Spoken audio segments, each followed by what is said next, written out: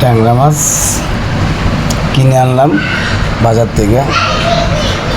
দেখেন সুন্দর একটা কালার, তাজা একবারে। এগুলা 500 টাকা কেজি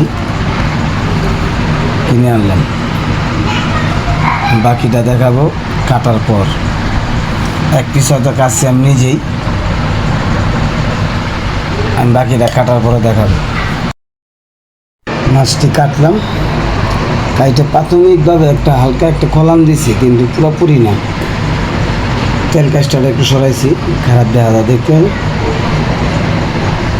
এটাই আমার মূলত নিজে কাটলাম, নিজে বাজার করে আনলাম এই মাছটি।